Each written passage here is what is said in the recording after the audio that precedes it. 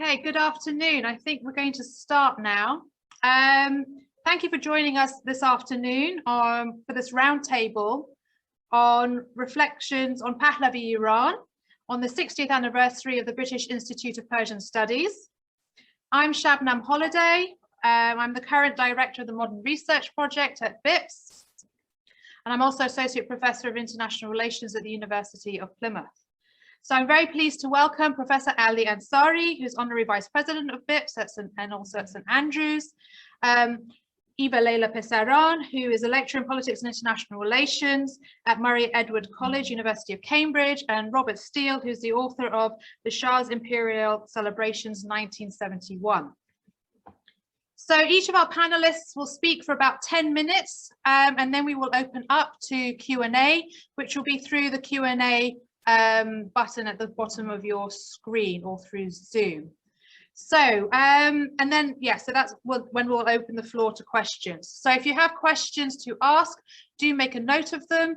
And then I think some of you might, if you do send the questions through the BIPS email, then our colleague Sylvia will pass them on to us. So, Ali, over to you. Thank you very much, Shabnam, and I hope everyone can hear me. So hopefully you can hear me. It's really good to be here in Plymouth, it has to be said. First time out in about 18 months to actually see people in person, even though we've now been put into separate rooms for this particular Zoom seminar, which is great. So it's a slightly postmodern meeting, this. And hopefully you can hear me from the other room. So, reflections on Pahlavi Iran. I've got 10 minutes and I've already used 1 minute waffling on. So I thought I'd just make a couple of points actually about my own understanding of the way in which the study of the history of Pahlavi Iran has developed over the last few years, and you know why there's a sort of a renewed interest in some ways in terms of our understanding not only of the earlier period under Reza Shah, but obviously the period of Mohammad Reza Shah and that period around, you know, the founding of BIPS, which is really what we're going to look at. And, you know, one of the things that I think is quite, I suppose, interesting is that when I started out in this field many, many years ago, obviously, the trouble with the study of Pahlavi Iran is that it was very much seen as a sort of an addendum, as a sort of an add-on to the study of the Islamic Revolution. And what we tended to do was actually look at the reign of Mohammad Reza Shah with obviously this great benefit of historical hindsight, which was to say, you know, what was it about Mohammad Reza Shah that led to the Islamic Revolution in 1979? So almost all the studies that you looked at tended to sort of have this subconscious sort of this sort of meta-narrative that sort of said, what was it that went wrong? It was really a study in failure. And one of the, you know, the issues in that, of course, was to read back into the history all sorts of origins and roots of the Islamic Revolution that tended, in a sense, to warp in some ways our study and understanding of Pahlavi Iran on its own terms. And I think one of the more interesting things that we've seen in recent years, and I know my fellow panelists also have been leading in this direction, has really been to understand Pahlavi Iran on its own terms, to view the direction of travel from their perspective.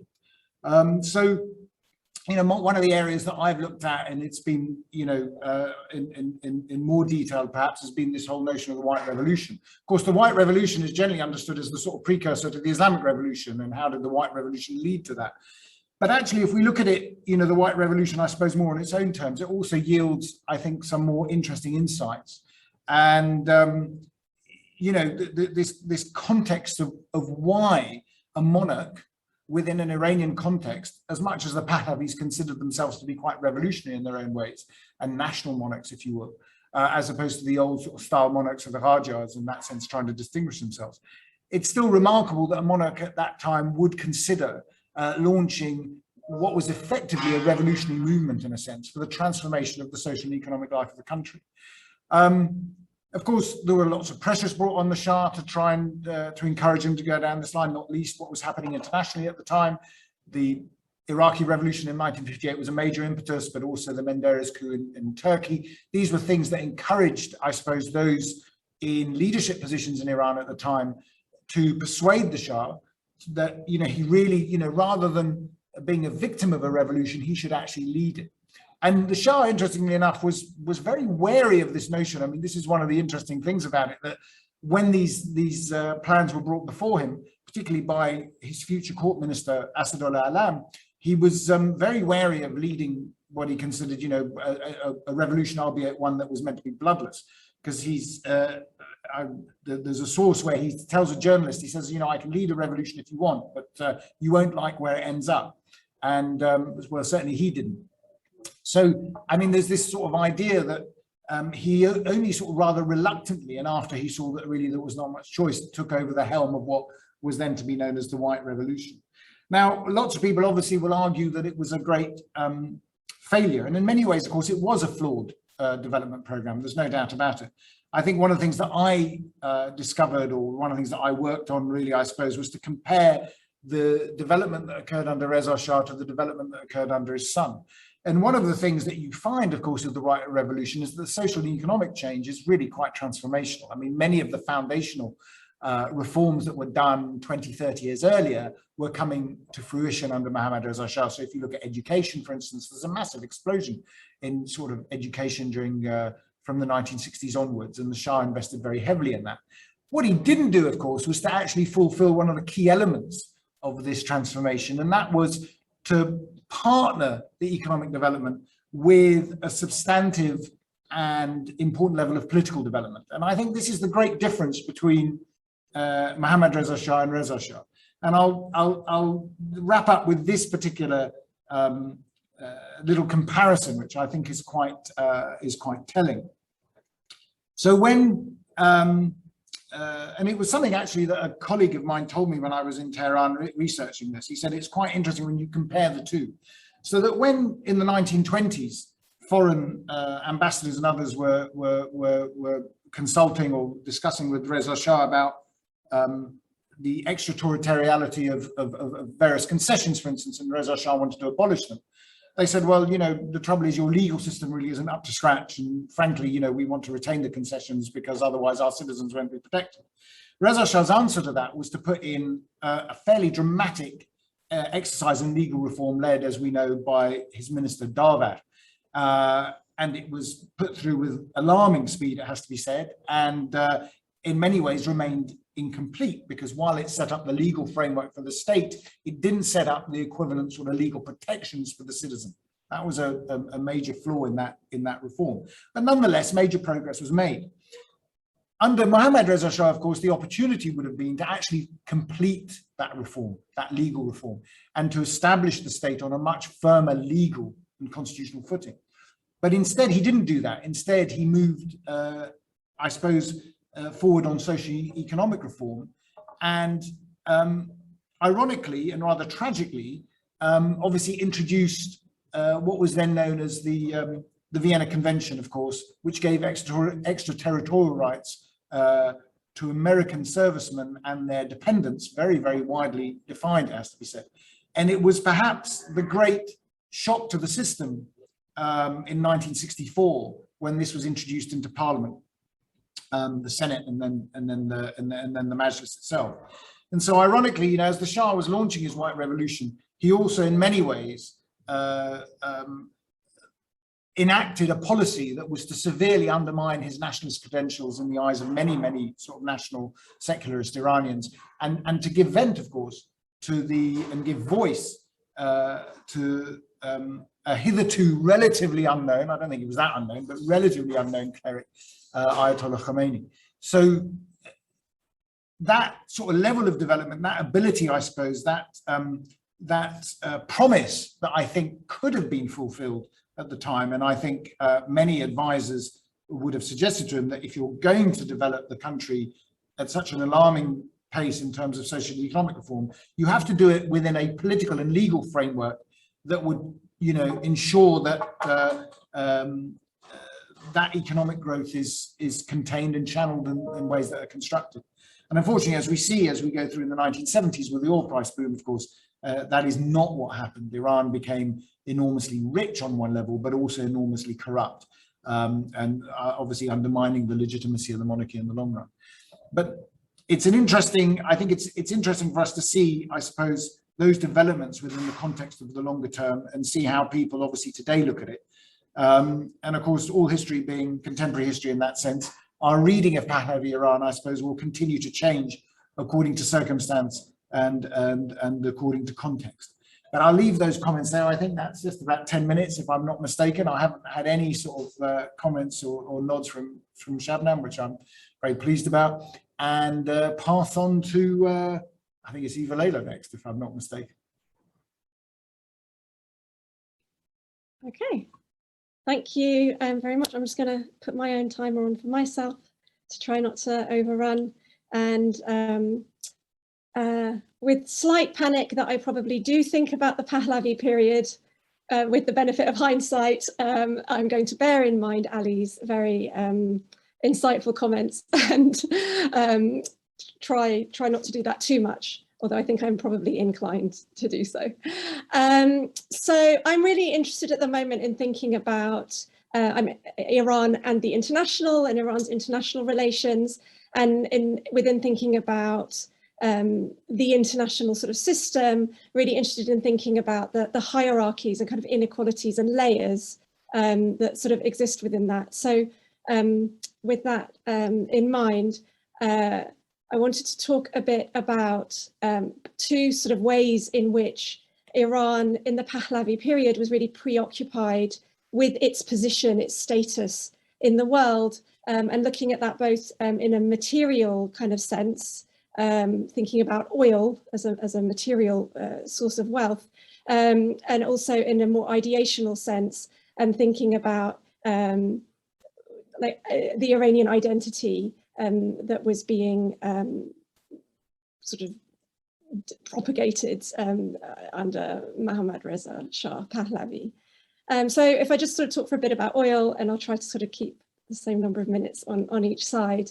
If we think about Iranian oil, we often, in the Pahlavi period, we often sort of really focus on the 1951 nationalisation and then the coup of 53, which sort of led to that failure of this idea of nationalisation. And then it's kind of usually perceived that, yeah, again, I suppose in that spirit of looking to, well, what happens in the Pahlavi period is this big long run up to the revolution, that it's, well, Mossadegh failed, and then from then on the Shah is just a puppet of then the United States, and all of the purchases of oil for military equipment and so on.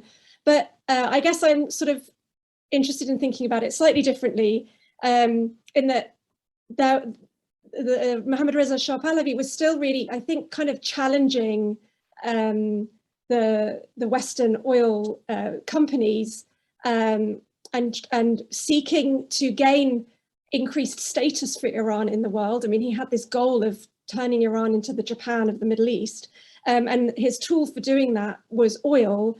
And even though you know, he benefits from the 53 coup, and Mossadegh is got rid of, and he becomes a much more forceful ruler of the country from that time onwards. But still, it's often sort of forgotten that, well, at that time, Iran did get 50% of oil profits after the 54 consortium agreement, which was more than had been the case. So there was some sort of victories amongst that failure of the nationalisation project. And in 1960, just 1 year before BIPS was founded in 1961, Iran was one of the founding members of OPEC, the Organization of Petroleum Exporting countries. And I think this was really used as a way of asserting Iranian influence on the global stage, and trying to have an impact on the global economy, and use that sort of counter cartel of OPEC against the cartel of the Seven Sisters oil companies to help boost production and boost prices. And indeed, while oil prices had been falling up until 1960, from 60 onwards, oil production increased, the prices stabilized, and it meant that, as Ali alluded to, there was just so much more wealth available to the state to promote development projects and so on from the 60s onwards. And And of course, a lot of studies of Pahlavi Iran focus on the corruption, the unequal distribution of that oil wealth. So not all sectors of Iranian society benefited from the development projects of the White Revolution. But that's all true. But at the same time, we could look at it as a way in which Mohammad Reza Shah was seeking to sort of stand up and gain a bit more prestige for Iran and be seen positively by an international audience and raise the game for Iran as a country. Moving on then, I'm just looking at the time. So moving on to also sort of thinking about the ideational context and the discursive context in which Pahlavi development programs were pursued in the 1960s and 70s. This is where I suppose I think I fall into that trap of seeing Mohammad Reza Shah as making sort of mistakes that contribute to the emergence of a revolutionary movement, because I think while he was in some ways standing up to the West, I think he would have seen himself as putting forward a notion of an Iran that was powerful, and this is Robert's obviously written a book all about the 1971 celebration of 2,500 years of Persian monarchy. So there was a way in which this was also really promoting Iran as like a proper country that could be taken seriously and was then not sort of these not just being a lackey of the West. But at the same time, the ways in which that emphasis was placed on a Western notion of modernity and the emphasis on the pre-Islamic history of Iran, to the extent that the Islamic history of Iran was, sidelined, seems to me to have contributed to Mohammad Reza Shah being seen as a kind of a native settler. So there's a lot of work recently trying to situate the Iranian Revolution within a sort of a global shift to the left and the popularity of third worldism and the links with Fanon and with Che Guevara. And I think so Iran was never colonized, but it was sort of colonized internally.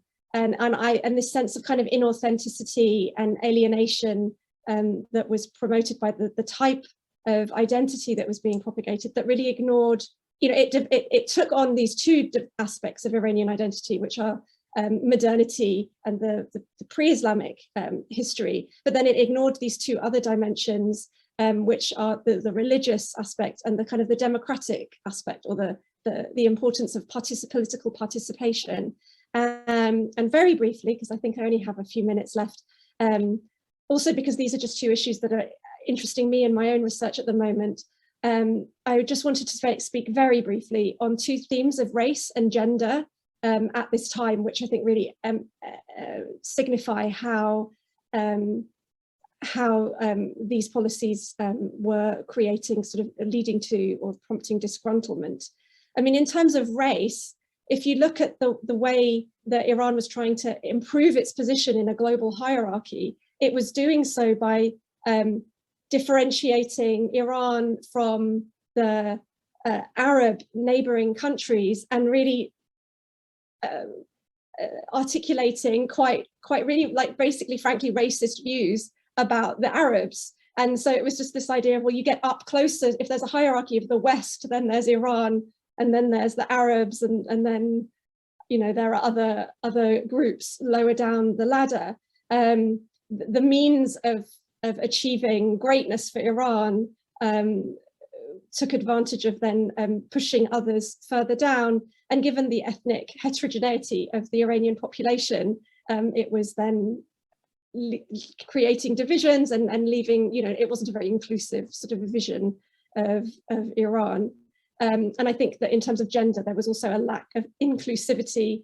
And there's a lot of really interesting work on the ways in which women's bodies were used as a canvas upon which the modernization discourses of the Shah were painted, and that women were used to represent this image of this kind of developed Iran that was becoming more Western, but also having some sort of indigeneity taking from this ancient Persian heritage. But this painting of this painted doll kind of version of a womanhood in Iran was extremely superficial. And while the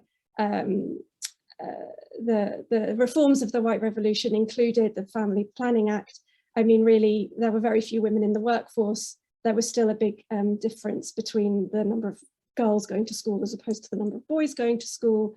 Women's organizations were co-opted under central state control. So, and he, there's a famous interview with journalist Oriana Fallaci, and he was just really dismissive of, oh, you women with this women's lib stuff, you know, you should just go and put some lipstick on and get back to the kitchen.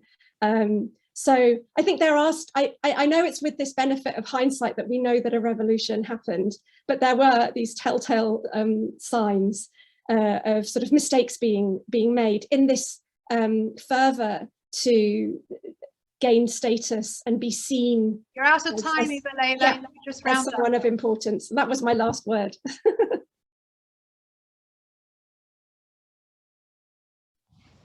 Okay, Robert, over to you. Great, thanks. And first, can I say thank you so much, Shabnam, for the invitation. It's a real pleasure to be here in Plymouth. Several years ago, I had was extremely fortunate to have had the opportunity to interview the founding director of the British Institute of Persian Studies, David Stronach, at his office in Berkeley, about his work in Iran during the 1960s and 70s, which were the formative years of the Institute. In the course of the meeting, Professor Stronach referred to this period as a golden age for archaeology in Iran, a sentiment that I've seen repeated elsewhere by other scholars who were engaged in Iran at that time, for example, Richard Fry and Jean Perrault, amongst others. So in light of the fact that this current event is being held as part of the series marking the 60th anniversary of the establishment of BIPS, I thought it might be fitting to reflect a little on some of the reasons why this period was such a fruitful one, not just for archaeology, but many other fields of Iranian studies. Why, beyond Professor Stronach's endearing personality and flair for public relations, those are the words of Max Malawan, was BIPS and indeed other organizations able to thrive? Now, there are many reasons for this, but I'd just like to focus on some factors that I've looked at in my research, such as the role of the Pahlavi state in facilitating these interactions between institutions and individual scholars in Iran and foreign scholars and institutions. Now, the regime really began to prioritize culture and to develop a comprehensive cultural policy in the late 1950s, during the time that Hossein Allah was court minister. Allah, in my opinion, is one of the more remarkable figures in 20th century pre-revolutionary Iranian politics. He served as Iranian ambassador to Spain, France, the United Kingdom, and the United States. He was minister in several cabinets. The first position was in 1918. He was prime minister on 3 occasions, court minister 4 times, and was elected to the Senate the year before his death in 1964. So shortly after he arrived at the court in 1957, which was the final appointment before he was unceremoniously sacked, he called to his office Shojaddin Shafar, who at that point had sort of dabbled in politics, but he was known primarily as a translator of European works of literature into Persian. During this meeting, Allah informed Shafar that the Shah was interested in reviving the imperial court's traditional role as patron of culture and literature, and that a position of cultural advisor to the court had been created, which he wanted Shafar to fill. Shafar accepted, and he became the most influential figure in conceiving and carrying out cultural policy in Iran pretty much from that time until the end of the Pahlavi era. It was he, for example, who in 1958 came up with the idea to hold a celebration to commemorate the 2500th anniversary of the founding of the Persian Empire, which was eventually held in 1971, of course. It was he who was the Shah's primary speechwriter. He also ghost wrote 2 of the Shah's books, The White Revolution and Towards the Great Civilization. And it was he who headed the major cultural institutes concerned with Iranian studies. Indeed, Richard Fry, who was the head of the Asia Institute during the 1970s, commented that Shafar was a kind of cultural Tsar, so central was his role in this period. One of the first organizations Shafar set up was the Imperial Cultural Council in 1962, which was essentially just a group of scholars. There were 10 of them, and they were some of the most eminent Iranian scholars of the time, including Ibrahim Pur Davud, Syed Hassan Taqizadeh, Isa Sadiq, and Ali Asghar Hekmat. And this group was given complete oversight of the imperial court's cultural organizations and was essentially able to dictate what the court's priorities should be. And fundamentally, its guiding principles were, firstly, to promote Iranian culture and civilization in Iran and abroad, and secondly, to make Iran the nodal point of Iranian studies around the world. One of the first things the Imperial Cultural Council did was advise the court to commission this encyclopedia of Iranian studies, which would be called Jahani Iran Shinasi, the world of Iranology. And this series of volumes was intended to collect all information about every cultural institute in the world, including museums, libraries, universities, basically anything with artifacts or manuscripts or anything else relating to Iran. Now, only 1 volume of this was published in 1969.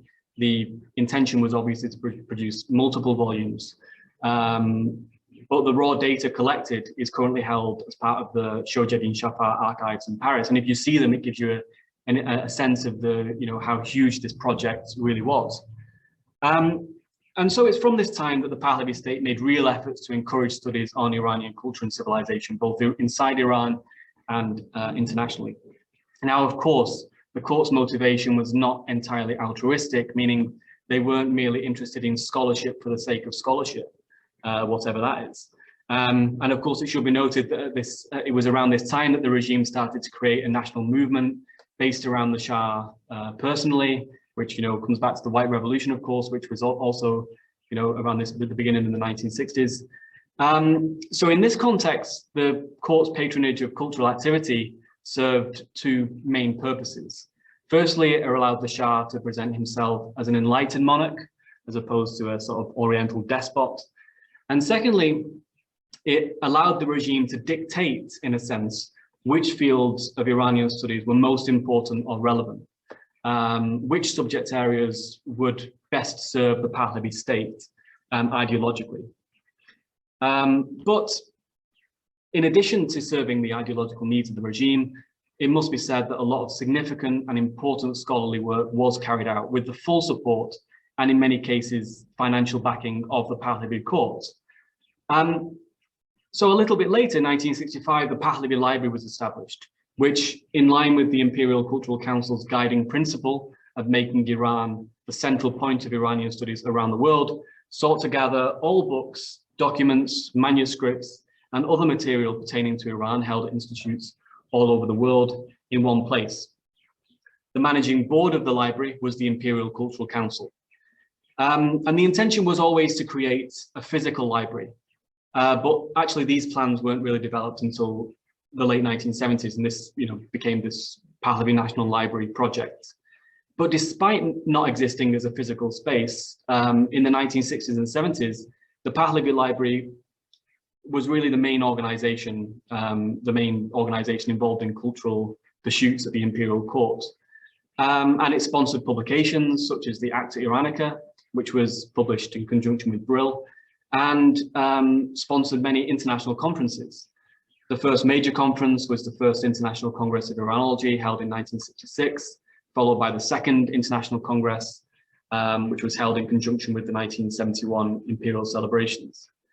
So how did this sort of financial backing work? And there's one really good example, which is from 1971, when there was a Congress of Mithraic Studies, which had been planned by John Hinnells and Harold Bailey at the University of Manchester. And the court didn't know about this, but then there was a meeting between Richard Fry and Shurjeddin Shafar in which Fry mentioned that there was this conference taking place in Manchester. So immediately Shafar ordered the Congress, the Congress to have the support of the imperial courts, and this support included funding for receptions, trips for the delegates to go to Mithraic sites on Hadrian's Wall, funding for the publication of the conference proceedings, funding for a second Congress to be held in Tehran in 1975, and funding for the publication of the Journal of Mithraic Studies, which was published by the Pahlavi Library and which ran from then until the revolution. And actually, it should be noted, John Hinnells told me that although the court wanted, all the court wanted in exchange for all this money was that the proceedings be dedicated to the Shah Banu, which of course they went along with, but at no point did the Pahlavi court try to interfere with the scholarly proceedings. And there are many other examples of this type. The imperial court supporting exhibitions, conferences, individual scholarly projects, the publication of books, even granting huge sums of money to universities around the world. I think they gave a significant sum to the University of Oxford, if I'm not mistaken, and many others, of course. Now, I'm not making the case here that the regime's motivation for supporting such scholarship was not ideological. Part of it clearly was, nor that this always resulted in good scholarship. Richard Fry talks about the chaos of the period, that Shafar essentially had a blank check and he was bombarded with requests for money. And there were lots of terrible books published around that time. Robert, you need to round up if you can. Okay, no, I can just leave it there. I'll leave it there. Okay, go on. Thank you. Thank you very much to all of you. So we're going to open the floor now to questions, and you can put the questions into the Q&A. And if you could indicate in the Q&A who the question is directed to, that would be great, or if it's just a general question to all our panelists. So I will abuse my position as chair for a moment. Could you all reflect on, so as you know, this panel is also taking place in the context of a workshop and the project of Iran and the International. I was wondering if you could reflect in the particular areas of your research, how the global might have influenced the policies and the processes that you've been talking about. Ali, do you want to respond first, or? I think we should go in reverse order. So I think Robert. Because he's worked on the global a little bit more recently than I have, I think. Okay, I've got a question here. So go ahead, Robert. Do you want to reflect on that? And then I've got a question. Yeah, I think one of the reasons why, to refer back to what David Strolat said, that this was why this was such a golden age was because it was so global. I mean, when you look at the archives of Shurjeddin Shafar, they're full of these correspondence that he had with scholars all around the world, from Argentina, from the US, and all over the place. And there was this real interaction, I think, between scholars in Iran and abroad. So yeah, I think that's one of the main reasons, in my opinion, why this was such a fruitful period. But thank you. I have more. So we have a question: how did Reza Shah and his son treat minority religious groups, and how did this affect his image in the public eye? Sorry. Should I say that again? How did Reza Shah and his son treat minority religious groups? And how did this affect his image in the public eye? Well, I mean, interestingly, I would say probably Reza Shah was more, disinterested, I suppose, in the religious sphere. So perhaps a little bit more, apart from obviously his rather tense relationship with the clerical classes, of course, but they wouldn't be considered a minority. But I mean, interestingly, I suppose the one minority which there's obviously a religious minority for which there's a huge amount of controversy is the way, of course, in which the Baha'is were treated. And of course, the Baha'is treated under Mohammad Reza Shah, initially at least, were pretty poorly treated under Mohammad Reza Shah because of the pogrom in 1955. And then, you know, subsequently, you know, with a good deal more toleration. So, I mean, I think in religious terms, they probably had more, their attitude to religious minorities, at least I can't talk about other minorities, but religious minorities was probably more tolerant than perhaps people had been used to. I think in terms of ethnic minorities, though, in different languages, that would have been a different case because they obviously were subsumed under a particularly sort of nationalist ideology, and particularly under Reza Shah, of course. But I mean, the other thing I'd say about this is I think we shouldn't focus so much on the individual characters, you know, of the two kings as being the driving forces behind a lot of these ideas. I mean, a lot of these ideas emanate from the constitutional period itself. Attitudes towards nationalism, minorities and others, but also, you know, I mean, as a slight response, if I made to Evaleila's comments, you know, I think that, I suppose what I'm trying to say is that we shouldn't really focus so much on Mohammad Reza Shah as this sort of principally as the precursor to the revolution, even though obviously, I mean, you're quite right, I think, to say that, you know, we obviously have to see certain things which might have contributed to the revolution ultimately.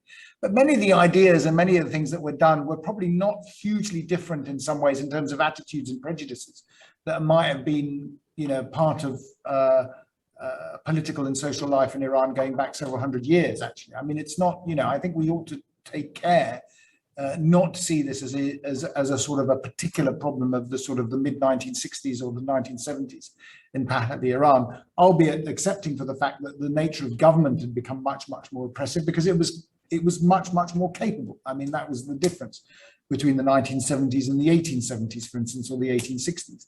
But, you know, Qajar attitudes to the Arabs were not exactly anything to write home about. I mean, it's or the Turks for that matter, even though, you know, they ostensibly came from Turkic backgrounds themselves. But if you look at some of the rhetoric that comes out, even then in popular discourse, it's not hugely flattering either. You know, so I mean, I think that's the context I suppose I'm trying to sort of emphasize here is to look at the reign of Mohammad Reza Shah, the rule, I should say more accurately, rather than the reign, because that's one thing he didn't do really.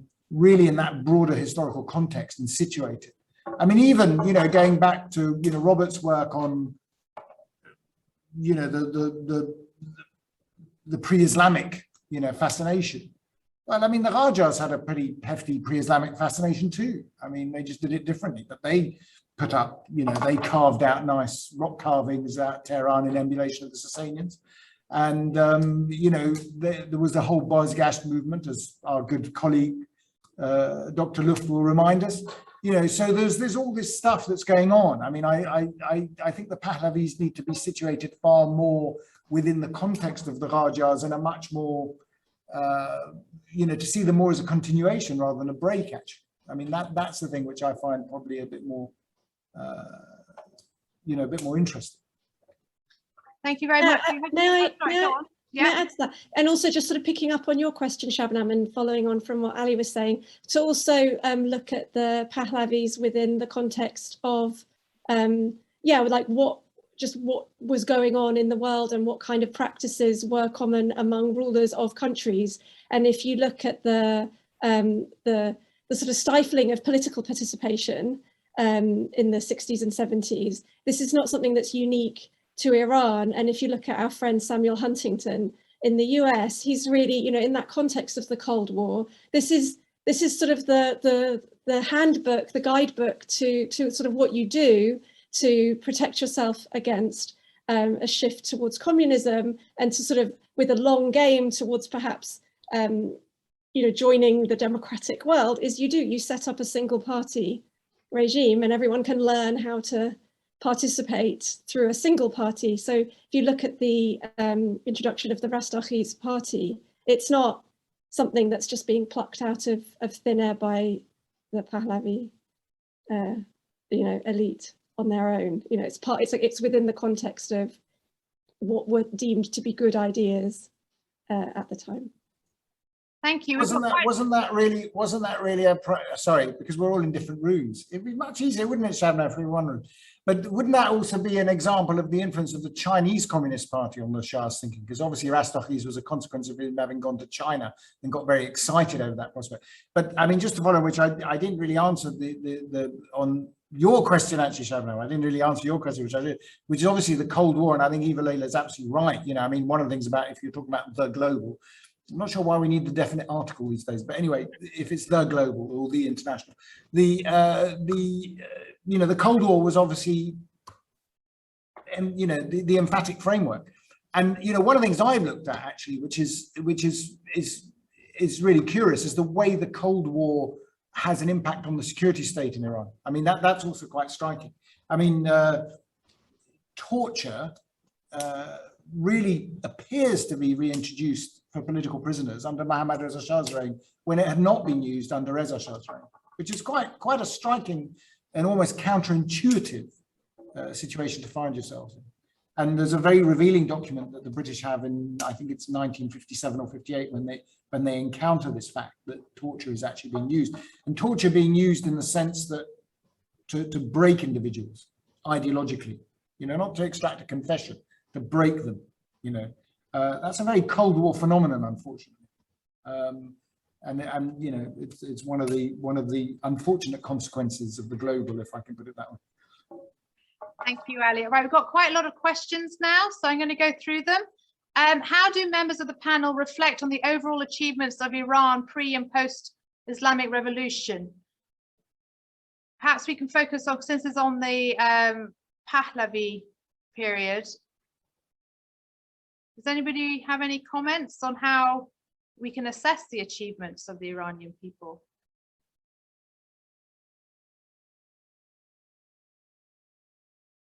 I'm not sure how you can assess them, and I'm not really going to get into a sort of comparison. But just to kick things off and give Evaleila and Robert a bit of time to think about it, because I'm going to pass the buck to you both in a minute.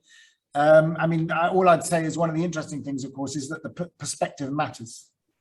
And we've now had 42 years of the Islamic revolution. And as someone said, Ayatollah Khamenei is coming close to outlasting the Shah, I think. I mean, the Shah was 37 years. Ayatollah Khamenei came in when, 1989? So, that longevity obviously creates its own dynamic and its own assessments. I mean, it's quite interesting. But I'll leave the quantitative stuff to others. Well, while you're thinking about that, there's another question. I would be interested to know if there's an impact of the Cold War in terms of Iran's relations with Russia at the cultural and intellectual. Is this an area in your research? Are you aware with Russia?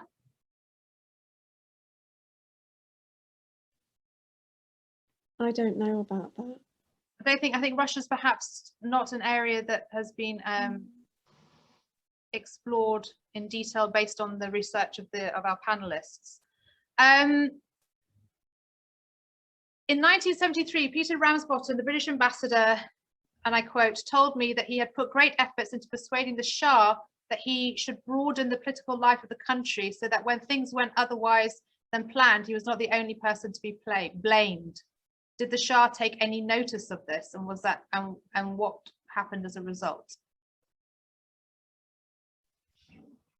I'd be very surprised if the Shah took any notice of what the British ambassador told him, and whether that had any bearing on what the Shah did at this time. But no, I very much doubt so. I doubt what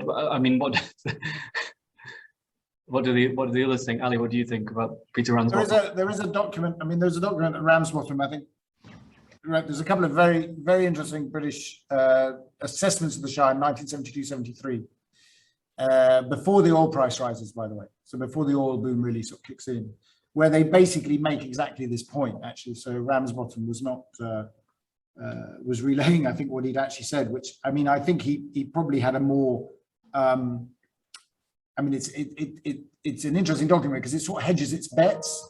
it's highly critical of this failure to expand the sort of political franchise, if I can put it that way. But at the same time saying that the Shah seems to be fully in control and we don't have much to worry about. It does say in one of the documents that, you know, he could be sitting on a revolutionary head of steam, which might, interestingly enough, they say, come to a head in 1978, which is quite good timing, actually. I mean, it's pretty prescient stuff. I mean, I think a bit lucky in terms of their assessment. But what they basically conclude is that the leopard will not change its spot. And that's the thing. And I think it goes to your point, Robert, that, you know, basically at the end of the day, he wasn't going to listen. And I think obviously the oil, you know, the biggest mistake in that sense, well, when you say biggest mistake, or one of the biggest mistakes is that when the oil boom came in really at the end of 1973, that was the time when he should have, rather than doing, as Evaleila has told us, you know, this sort of Rastakhi's party, this one party state, he actually should have taken more serious measures towards democratization, because he had the capacity to do it then, but instead he went in completely the opposite direction, unfortunately. I think that links into the next question, actually. Is the theory of the Shah's Persepolis 2500th anniversary celebration of the country the actual nail in the coffin of his government, as some have previously suggested? So to what extent is that celebration implicated in the end of his rule? Shall I begin with that one? I think it's, I mean, nonsense, to be honest, because, you know, this was really the height. Well, it wasn't even the height of the Shah. It was the, you know, the beginning of the Shah's emergence as a global power.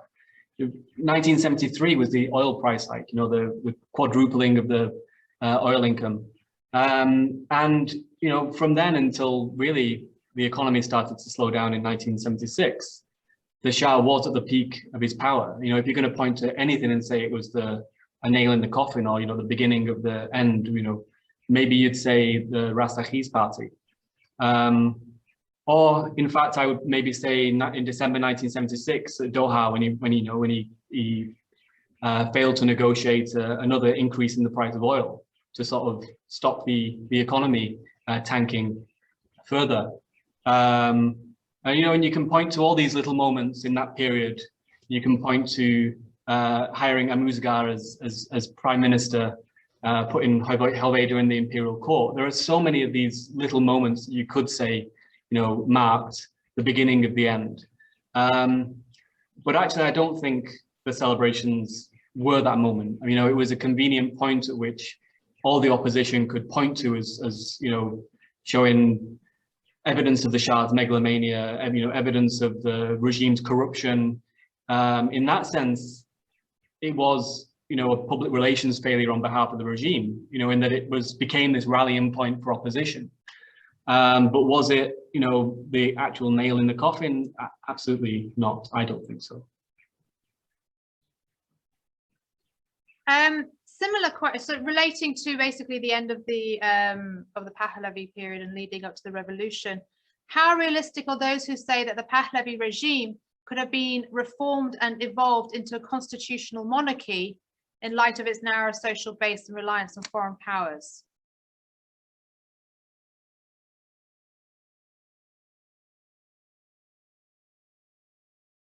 I think that leads to, basically is in chime with your question, Robert, your answer to the previous question, how in the sense that there's actually always a number of elements that led to the revolution, and it's very difficult to pinpoint one specifically. I mean, in theory, the Pahlavi regime could have been reformed as any regime can be reformed. It was constitutionally, it was a constitutional monarchy. So if there had been proper observance of the constitution, then, you know, it could possibly have been that way. And of course, some people argue that the Shah, after Carter came into office, he was actually liberalizing, and that was always his plan, to liberalize and turn Iran into a constitutional monarchy for his son. And I don't think, I mean, I'm not sure we'll ever know the answer to that question, whether, you know, that's genuinely what he wanted to do. But certainly it was, I mean, it could have been reformed. And I imagine it would have been had the regime survived. I'm not sure. I mean, my own thinking. I mean, my own thinking on this is that the Shah himself was probably not, unfortunately, the person to do it, because he had opportunities to do things and to move in that direction, and he didn't. And you know, I think his moment to have done it really would have been at the latest in the sense 1973, if you look at the context. You know, his own ambitions really were to transform the country economically. I mean, that was his focus, and then perhaps hand something over to his son. He talked about, I mean, in a document that I read, he talked about, he actually even considered at one stage, you know, he said, you know, I have another 10 years left and then I'll abdicate and, you know, stand mentoring my son as he grows into the job, which I thought was a peculiar, you know, I mean, I don't know how that would work. But he had sort of various ideas of how he thought the transition was going to go. And of course, you know, people say he was ill and therefore he was in some haste and urgency to get things done. But you know, I suppose the tragedy of Mohammad Reza Shah in some ways is that despite his foreign education and his worldliness in a way and his understanding, he basically fell into the trap of you know, the accumulation of power and authority to himself, such that, exactly as Ramsbottom said, you know, when things go wrong, the blame was all going to be on him. I mean, it was, you know, he didn't seem personally, I think, to have the capacity to make the changes that were necessary. I think if he'd wanted to, and if he had the sort of you know, the Juan Carlos syndrome of, you know, the Spanish monarchy in a sense, it could have been done, and it should have been done much earlier, and it could have been done incrementally, obviously, as you go forward.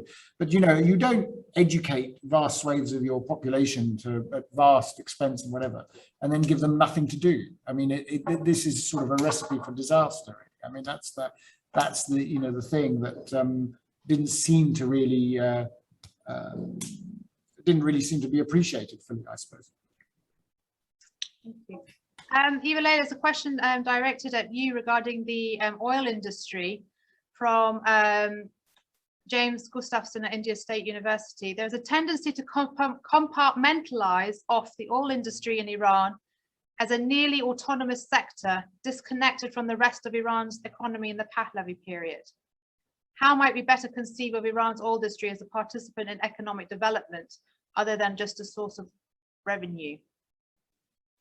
Okay, I don't know that it is seen as disconnected, because I think economists who work on Iran tend to be really preoccupied with showing how far the broader economy is really driven. I mean, and both in the Pahlavi period and continuing on throughout the period of the Islamic Republic, is really dictated by oil prices. So when oil prices are high, the economy does better overall, and when oil prices are lower, or twinned with oil production or oil exports also being lower, so the oil revenue is kind of affecting the rest of the economy. So it's not seen as really being disconnected, but it's being seen as integral to the whole oil economy. And from the Pahlavi period, continuing through to today, the constant kind of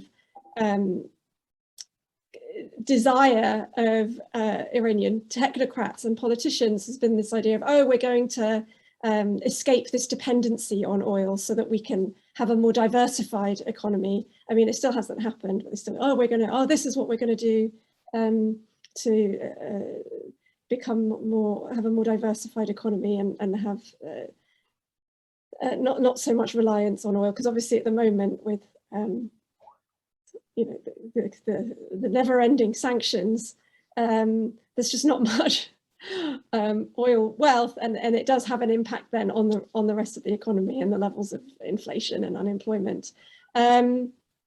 So, I mean, the oil industry is a key participant in Iran's economic development. It's not just as a source of revenue, but in the ways in which having such a big source of rent through your oil revenue does impact on your ability to become a key manufacturing base. I mean, there's automobile manufacturing in Iran, you know, but no one really outside of Iran buys their cars, apart from, I think, maybe, well, I don't know actually anymore. I know information about this from probably 20 years ago.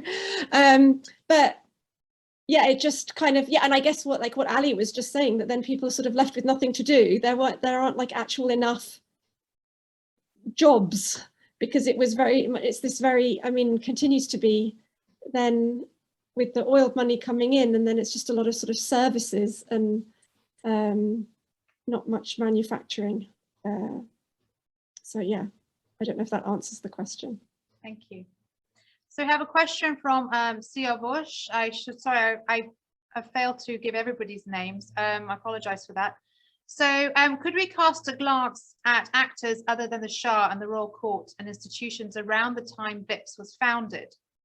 Khomeini was mentioned briefly, but beyond him, what other social and political actors in both Iran and abroad that significantly influenced the Pahlavi state's agency in the 1960s and important decisions such as the White Revolution? So outside of the Shah's regime. Or outside I would say an excellent question, obviously, from St Andrews, if I may say so. What would I say? I mean, I'm gonna leap in, because if I can get these out of the way, I'll leave the difficult ones to the others, obviously. But I mean, obviously, if I was looking at the question, outside, he says very specifically outside the Shah and the Royal Court. It does say institutions as well. But I would say, obviously, I mean, if you're looking at the period 1960-61, obviously Amini is extremely important, and the whole Amini administration, the way that came in. Arsanjani in particular, in terms of Minister of Agriculture, was pretty pivotal in launching, you know, the land reform, which, you know, was then, you know, taken forward with some alacrity and energy. And Arsanjani was in many ways quite revolutionary in himself, it has to be said. I mean, he did things that were, you know, drove a policy which in his own eyes certainly wasn't going to strengthen the monarchy, it has to be said. I mean, I don't think he saw it as something that was going to strengthen the monarchy. He wanted to actually completely alter the social and economic relations in the country in such a way that it would probably undermine the monarchy, actually. So that was their vision. Of course, what the Shah did ultimately with land reform and the White Revolution were quite different, or in significant ways different. I mean, the other person I think is very interesting in the period, if we're looking at particularly this early 60s, and he's certainly outside the royal prerogative that way, is Abul Hassan Ibtihaj. I mean, I think Abul Hassan Ibtihaj is the great unsung hero, I think, or the great what if I can put it, if the Shah had more faith in the sort of economic vision that Ibtihaj had for the country, I think, you know, the stability of the country would certainly have been much stronger. So those are, I mean, if you're looking very specifically, I have to say, that sort of element of 1960, 61, 62 perhaps, I mean, those are the characters I would take. I mean, obviously Alam and others have a pivotal role, but then obviously he goes on to become Minister of Court and others. And there are other characters I could draw on, but that would be in the 70s. So I don't want to go outside the parameters of the question, if that's okay.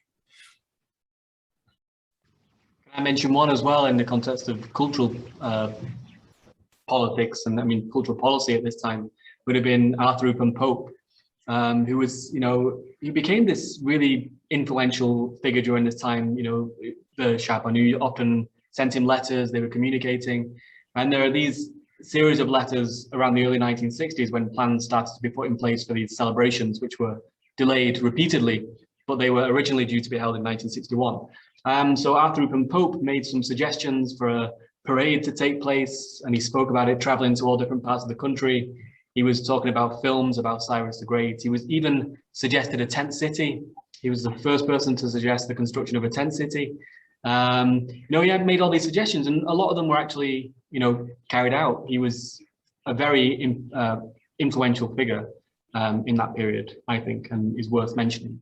Another one, maybe a little bit, I mean, you want people who are involved in important decisions, but actually Ali Mohammed Khademi, who was the founder of Iran Air, essentially, and its managing director, which was founded in 1962, until he was assassinated in 1978. But, you know, he took this airline from nothing to becoming the fastest growing airline in the world in the 1970s. And, you know, the second safest airline in the world by that point, with routes all around the world. So this is really a good example of one of these types of sort of, you know, projects in this period. I think, you know, it's worth mentioning people like that as well. And building on that response, Robert, there's a question here to learn more about the 1971 celebrations and what cultural legacies can be threaded through to contemporary practices and policies and communicating Iranian identities, but perhaps, you know, focusing on the Pahlavi era, the cultural legacies of the 1971 celebrations. Mm-hmm. I actually think Ali is best place to talk about this.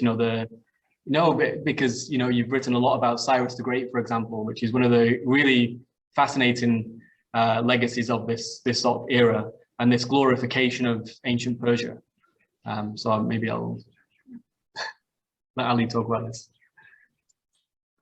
So let me just say,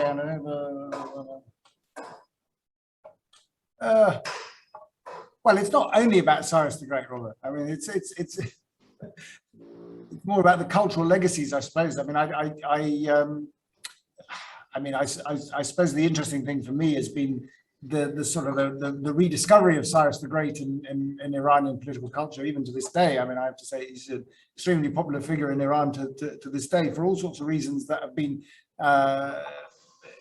you know, the character of Cyrus the Great, a king from 2,500 years ago, has provided a blank slate in some ways for political leaders to go around imposing their own visions of the world. So, I mean, as Robert will testify, you know, when the Shah gives his speech at Pesaran in 1971, he portrays Cyrus the Great really as some sort of enlightened ruler, you know, giving, you know, as if he's a product of the 18th century Enlightenment. But really what the Shah is talking about is himself. So, I mean, that's what he's doing with Cyrus the Great. And of course, you know, in the Islamic Republic, you see, you know, Ahmadinejad and others using Cyrus the Great for other reasons. You know, Cyrus the Great becomes a great, you know, proto-Muslim in some ways, which is quite interesting. So again, I suppose the interesting thing about this is that we look at these celebrations and we look at these sort of nationalist symbols, and again, we sort of see them as something particular to the Pahlavi era, but they keep coming up with alarming frequency in various different Iranian sort of regimes, even ones that you wouldn't expect it. I suppose for me also interesting is that while Reza Shah celebrated the millennium of Ferdowsi and was much more emphasized in the Shahnameh, which I think was something which was much more rooted, I think, in Iranian popular and historical culture, you know, his son obviously went in a different direction to try and emulate and adopt the figure of Cyrus the Great, which probably had less of a grounding in, I think the people in the scaffolding network here are really going for it. But now they've stopped, so that's quite handy. Now that I'm about to stop, they've stopped as well, which is quite good. But I don't know if that answers the question, to be honest. I mean, I think there were obviously all sorts of other cultural legacies, and you know, I think in terms of education and studies of ancient Iran, but also disseminating a particular narrative, let's say, at least a particular narrative around the world, but also reactions to it. I mean, reactions to it were not wholly positive by any stretch of the imagination. And it's also interesting to see who turned up. I mean, the fascinating thing for me, and I know Siobhan and I talk about this a bit, is that all the people who actually attended the celebrations of 1971, basically, it's all the senior leaders from the Eastern Bloc that turn up, whereas all the people from the Western Bloc are slightly embarrassed by it and send sort of slightly more junior officials to the gathering. But the Soviets and the Chinese and the others all love it. I mean, they think it's great. So that might tell us something too. I don't know. Yeah, I mentioned you were talking about Peter Ramsbottom earlier on, and he was in one of his oral histories, because he went from Iran to America afterwards. He became the British ambassador in the US. And he says when he told people that he was appointed, you know, his last appointment was in Iran and he was there in 1971, they said, "Oh, gee, you were at Persepolis," you know. And Ramsbottom quotes that, says that people actually knew where Iran was by that point. You know, they'd never heard of Persepolis before, and now people suddenly all around the world knew about it. So in that sense, I think it was a really, and this is what Peter Ramsbottom as well says, is that it was an effective way to put Iran on the international map to make people aware of what was going on there. And this was not just because of the celebrations being beamed around, TV screens around the world. This was also because of the exhibitions that were held around the world. Every country had this sort of special committee that was overseeing their activity. And most countries had exhibitions, multiple exhibitions. In the US, there were, tens of exhibitions all over the country. So this was a huge effort, I think, and it did have these, long-lasting effects. I mean, I think the negative side for the Shah, of course, was it brought all sorts of attention that he didn't want. I mean, that was the other thing. I mean, if you're going to go into the world with a big bang like this and create a big fuss, of course, there were all sorts of people that wanted to look at the less savoury aspects of the regime. So that was the sort of attention he didn't want. There was obviously positive attention, but also quite a lot of negative attention that followed on. Absolutely. So we have a question here from Eskandar Saderi. To what extent do the panelists distinguish between different kinds of internationalism in their work as it pertains to the Pahlavi era? If they do make distinctions along these lines, on what basis do they distinguish the internationalism and global linkages of the Shah and Pahlavi state from other political organizations, formations, movements, political entrepreneurs, etc.? Can you see that question? Do you want me to repeat it? Do the panelists distinguish between different kinds of internationalism in their work as it pertains to the Pahlavi era, or are they all of a piece? If they do make distinctions along these lines, on what basis do they distinguish the internationalism and global linkages of the Shah and Pahlavi state from that of other political organizations, formations, movements, political entrepreneurs, etc.?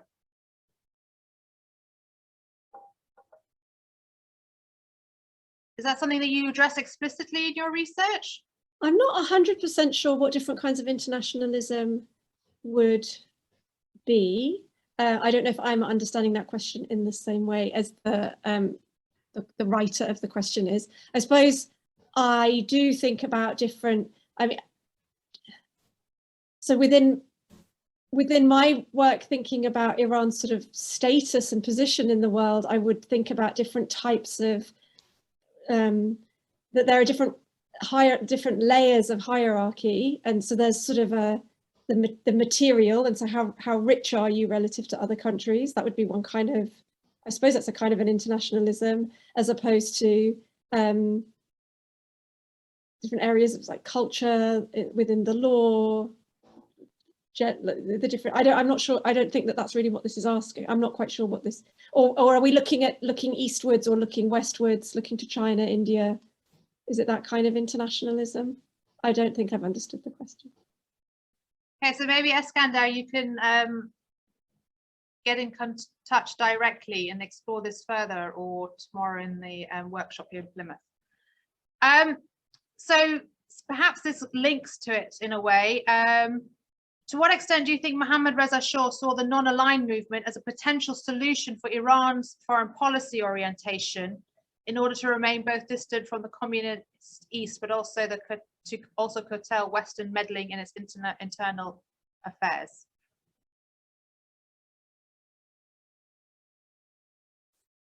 So basically approaches to the non-aligned movement. Well, I mean, I don't think he did necessarily. I think there were many, certainly within the nationalist movement in Iran, who would have far preferred Iran to have been formally part of the non-aligned movement. But I think he was obviously much more aligned with the West, but not averse, obviously, to building his relations with the Soviet Union when he thought that it might be useful to him and where it could leverage him a certain amount of influence. This is really one for Roham, obviously, at the end of the day, so we ought to get him to sort of come in on that. But that's the way I would read it. I mean, that's the way I would read it. I don't think the Shah himself would,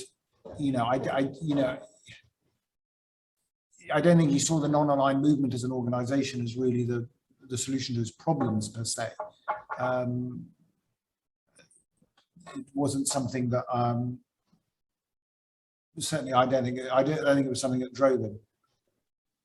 I would just say I agree, because I think really within the non-aligned movement there were more ideas that were influential upon the revolutionary forces, the anti-Shah forces, rather than the Pahlavis themselves using the non-aligned movement. Thank you. Then we have the final question. To what extent was it French foreign policy to undermine the Shah, and with it the strength of the USA in the Middle East and its domination of the oil industry? Have any of you explored French policy? I have not studied French foreign policy, but I do know that during this period, France and Iran were working together in Africa quite closely to curtail the increasing Soviet threat, in light of the fact that the US had started to withdraw or was not really able to pursue its foreign policy interests as it previously had done. So I think, I'm not sure. I've not come across anything that suggests that France was trying to undermine the Shah at this point. I don't know what other people think, but I certainly wouldn't say that.